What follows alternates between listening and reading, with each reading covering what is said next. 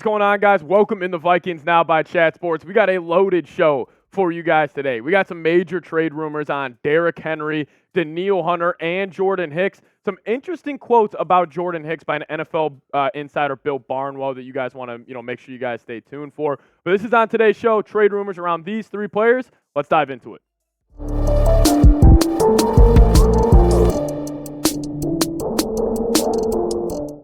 Before we go in depth on all three of these guys, I do want to ask you guys to hit that subscribe button because we are in a sub battle this week with our 49ers Report channel here at Chat Sports. It's going to be Monday Night Football. It's going to be a big-time showdown, so make sure you guys help us on and off the football field here and hit that subscribe button. And, hey, also, we're going to be live here on the channel about an hour before kickoff, so make sure you guys do hit that subscribe button. Lock us in as your go-to Vikings YouTube channel. Hey, they almost got 100,000 subscribers. Let's try to beat them. Help me out. Hit that sub button. Free, easy way to help us out here on Vikings Now. But let's dive into it. The first player we're going to be breaking down out of the big three is Derrick Henry. And I understand, listen, it may be unlikely that the Vikings do end up trading for obviously Derrick Henry because he is one of the best running backs in the NFL. But with the way this kind of Vikings running back room is shaping up right now, they could definitely use a true number one because obviously Alexander Mattison has not impressed this year.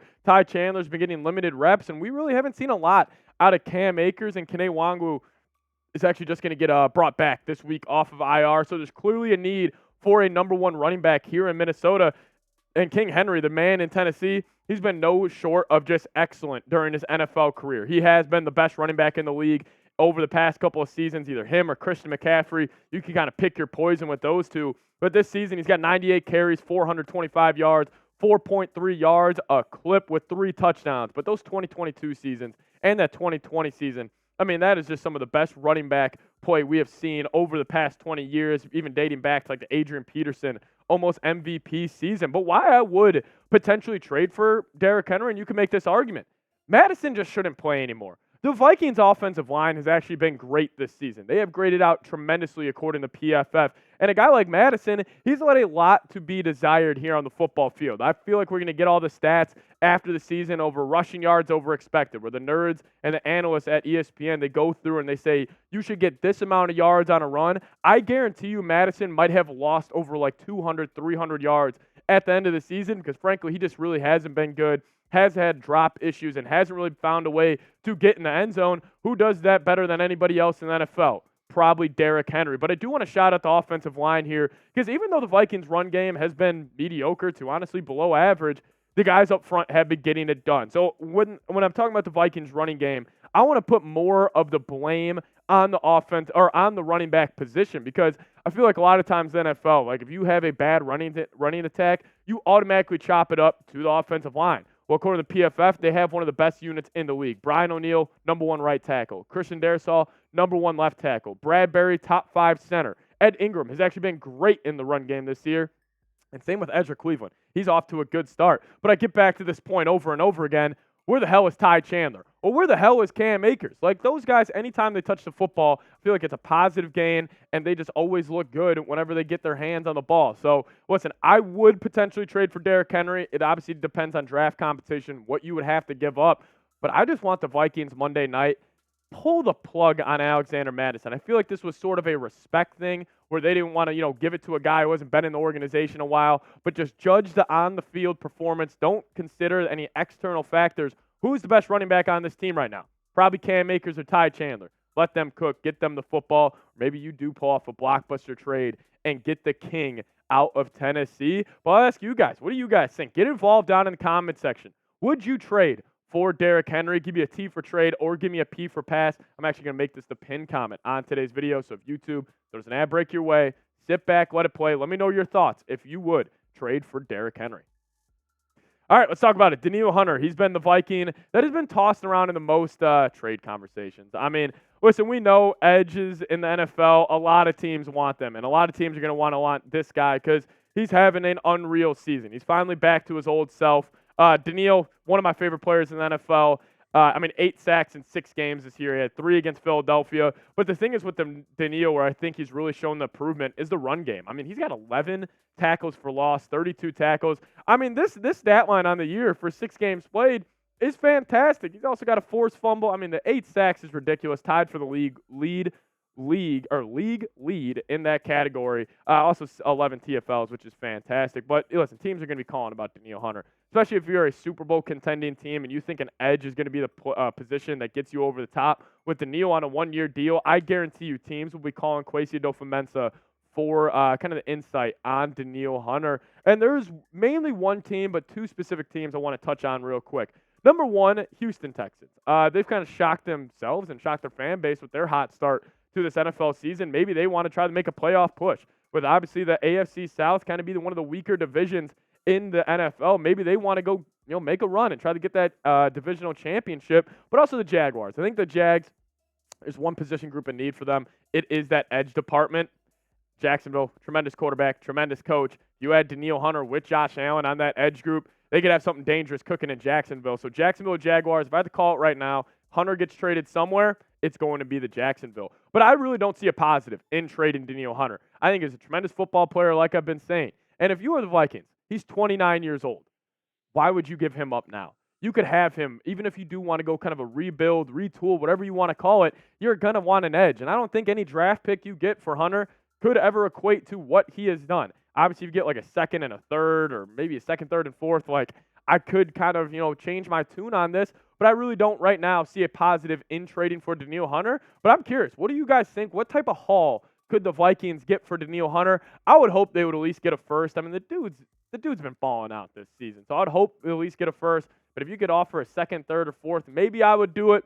But I don't know. I'm kind of in the camp that no matter what you get for Hunter, hang on to 99, one of the best edge rushers in the league this season. I got one more name we're going to talk about, and that is Jordan Hicks here in a second. But I do want to give a big-time shout-out to Prize Picks, our newest sponsor here on Vikings Now. It's daily fantasy made easy. Prize Picks is the largest independently owned daily fantasy sports platform in North America, and it is the easiest and most exciting way to play DFS. Just you against the numbers.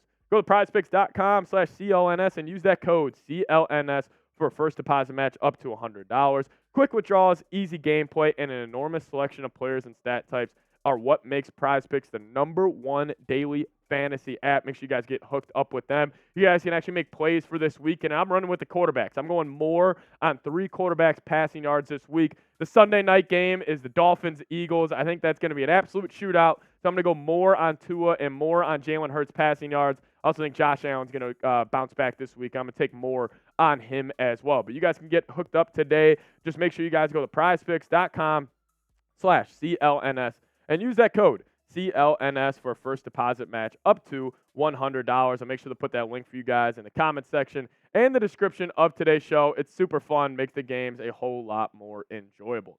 But the last guy we're talking about here, Jordan Hicks. Jordan Hicks, man. I was calling for him to be cut this offseason because the Vikings could have saved $5.5 million by doing so, but he has really exceeded expectations. But I will say this definitely feels the most likely. Like, if we're looking at all the Vikings trade candidates, in terms of like guys that are most likely to be dealt away from the Vikings, I think Jordan Hicks is the most likely one, mainly just because there are some teams in the NFL that could be looking to trade for him, and one of those is actually the Buffalo Bills. And NFL insider Bill Barnwell had this to say about potentially trading Jordan Hicks. He said he has bounced around the league, well, starting for the Eagles, Cardinals, and now the Vikings, giving him experience in a range of systems. He's no match for Milano in coverage. But talking about Matt Milano, the Bills just lost him for the year. Just some context there. But he carried on to say, but he is a sure tackler and an efficient run defender, something the Bills will need in their matchups within the AFC East down the stretch. And I think the Bills are an incredibly likely option to trade for the star linebacker in Minnesota. But listen, if you're looking at this group right now, if you were to move off Jordan Hicks, you're really leaving Ivan Pace on an island, because I'm not the biggest fan of Troy Dye. I really like Brian Asamoah heading into the year, but he really hasn't been able to crank or find any playing time on the field, mainly just because I don't really think he fits well with what Flores likes to do. So I get to this conclusion, I'm probably keeping Jordan Hicks, because let's think about it. What draft pick could you really get for Jordan Hicks? Maybe a 5th, a 6th, maybe a 4th if the Bills are desperate, but you're not really getting any big-time type of draft compensation. And if the Vikings do want to try to make a playoff run, which I fully actually believe the Vikings will do, and I'll say this for a second, after the 49ers this week, you go Packers, Saints, Falcons, Broncos, Raiders, Bears again, Packers again, and then 2 games against the Lions and Bengals mixed in. Man, you got a lot of winnable games there. Obviously, the NFC North title seems unlikely with the Lions, probably going to run away with that. But, man, I would love to have Jordan Hicks down that stretch because he's been great this year. I mean, 53 tackles, 2 pass breakups. He had that obviously scoop and score this past week. Also has an interception that's not listed right here. But he's been great this year in 6 games. Been incredibly happy with the way number 58 has been playing. So I would keep him. And, frankly, I just don't want to watch this defense without him. This defense has been pretty lackluster. And the 2 dudes who have really showed out, Danielle Hunter and Jordan Hicks. So I'd probably be against trading those 2. Keep them on the roster. Try to make a run. Make this season worth the while because, let's just be honest, what are you really going to get for Jordan Hicks anyway? So I'd keep him. Don't trade him. Keep Hicks. Keep Hunter. Maybe I just get too attached to some of these guys. But, hey, trade deadline's just around the corner. Vikings, are they going to be buyers or are they going to be sellers? Give me a B for buyers or give me an S for sellers down in the comment section. I want them to be buyers. It's always more fun to be buyers, but maybe Kwesi disagrees with me. But you guys let me know your thoughts down in the comments section. You guys can also give me a follow on Twitter whenever you guys do have the chance. At Pat Sieps is the Twitter handle. Put that link for you guys in the comments and description of today's show. See you guys next time. Thanks for watching. Tune into the watch party this Monday night. See you all next time. Skol Vikes, baby.